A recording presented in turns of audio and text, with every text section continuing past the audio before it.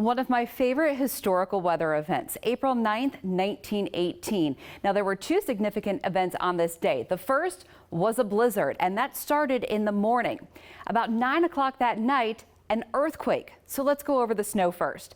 According to weather records, snow started falling in the early morning hours on April 9th. Now, most of the snow melted as it fell during the day, but all of that snow accumulated overnight. The stronger winds led to higher snow drifts. Heavy snow led to downed telephone and electric lines. Roads were covered, and the big concern was the fruit crop, as the fruit trees were in bloom. There were some damage reports of heavy snow collapsing into some skylights in Harrisonburg, as well as some roof collapses. Snowfall ranged from a measly 2 inches in Charlottesville, while Moorfield picked up nearly 3 feet of snow, most of this falling in 2 days. Now, there was also a death in Winchester. A boy was killed when the roof of a cow barn collapsed.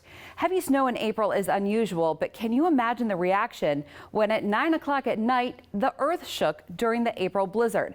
That's right, an earthquake, which was centered in Page County, and it was felt all over the valley. What's unique about it is they had just installed a seismograph at Georgetown University that picked it up. And so everyone's on heightened alert with the weather, of course, and now something like this happens. There are all sorts of faults that are all leftovers from when the Appalachian Mountains were formed. We don't quite know why they continue to be active today, but it's just a buildup of stress.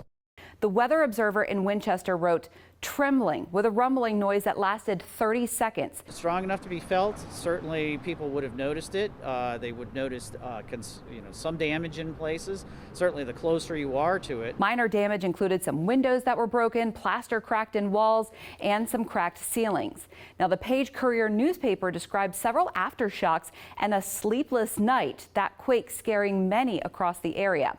Going back in history, seismologists have estimated the magnitude at a 4.9. So if you want to roughly compare the mineral earthquake that many of us remember from 2011, that quake was about 22 times stronger than the earthquake in 1918. You can find more local weather history on the weather section of WHSV.com.